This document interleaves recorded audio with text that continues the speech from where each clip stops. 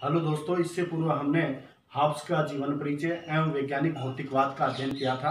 तो आइए इसी क्रम में हम हॉब्स के मानव स्वभाव संबंधी विचारों का अध्ययन करते हैं।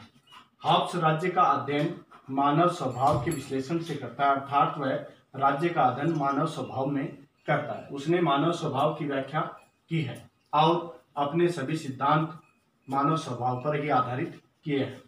अरस्तु के विपरीत वह मानता है कि मनुष्य एक असामाजिक प्राणी है, जबकि अरस्तु मनुष्य को एक सामाजिक प्राणी मानता था, लेकिन हॉब्स ने मनुष्य को एक असामाजिक प्राणी माना है। उसका मानना है कि मानव को वस्तुएं या तो आकर्षित करती हैं या विकर्षित, अर्थात हॉब्स का मानना है कि मानव को वस्तु क्या तो आकर्षित करती है या विकर्षित।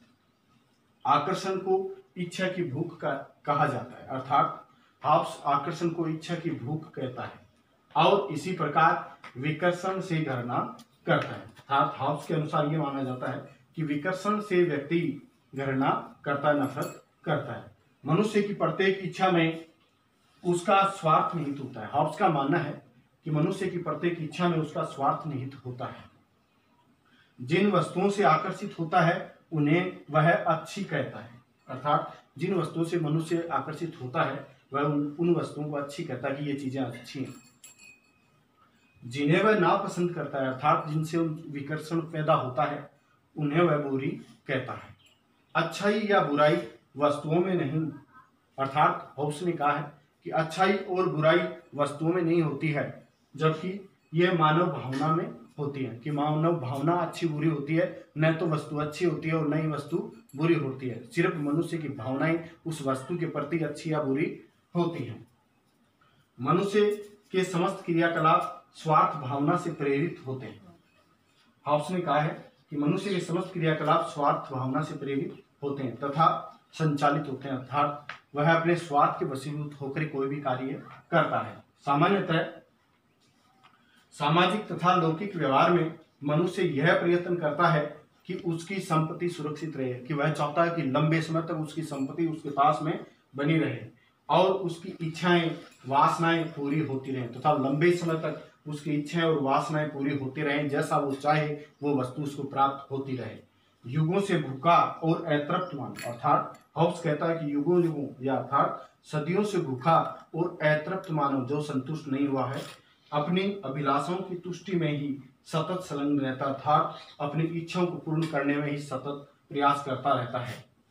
अवसर पाते ही सर्वग्राही पिशाच की तरह टूट पड़ता है, अर्थात वह अवसर अगर या मौका उसे मिल जाता है तो वह सर्वग्राही सब चीजों को प्राप्त करने वाला पिशाच या राक्षस की तरह टूट पड़ता है और स्वयं को जीवित रखने तथा स्वयं की इच्छा पूर्ति के लिए दूसरों को ध्वस्त करने से भी नहीं हिचकता। इस प्रकार वह अपनी इच्छाओं के लिए इतना अभिप्रेरित होता है, इच्छाओं को लेकर कि वह स्वयं जीवित रहने के लिए या अपने आप को जीवित रखने के लिए दूसरों को तहस नहस कर देता है या दूसरों के अंत को भी स्वीकार कर लेता है।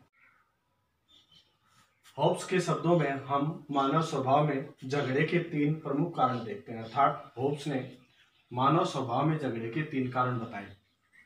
पहला इसमें है प्रतिस्पर्धा। हॉब्स का कहना है कि मानव के बीच जो प्रतिस्पर्धा होती है वो सिर्फ लाभ के लिए होती है, अर्थात पहला जो झगड़े का कारण है वो प्रतिस्पर्धा है, अर्थात व्यक्ति लाभ प्राप्त करने के लिए दूसरे से झगड़ा करता है। दूसरा कारण बताया है पारस्परिक अविश्वास, अर्थात दूसरा झगड़े का कारण रहा है अविश्वास, कि एक मनुष्य का दूसरे मनुष्य पर से जब विश्वास उठ जाता है या अविश्वास उत्पन्न हो जाता है तो ऐसी स्थिति में दोनों के बीच झगड़ा होता है। तो ये सुरक्षा के लिए होता है, अर्थात व्यक्ति में जब असुरक्षा की भावना उत्पन्न हो जाती है तो उसकी प्रवृत्ति झगड़ालू प्रवृत्ति का हो जाता है। तीसरा है वैभव। झगड़े का तीसरा कारण बताया है वैभव को। वैभव का अर्थ यहाँ प्रसिद्धि के लिए लिया जाता है, अर्थात हर व्यक्ति अपने आप को प्रसिद्ध करना चाहता है और जब कोई व्यक्ति प्रसिद्ध हो जाता है दूसरा व्यक्ति उससे ईर्ष्या करने लगता है। इस प्रकार वैभव और प्रसिद्धि को लेकर भी एक मनुष्य दूसरे मनुष्य से विवाद कर लेता है। इस प्रकार झगड़े का तीसरा कारण बताया है वैभव।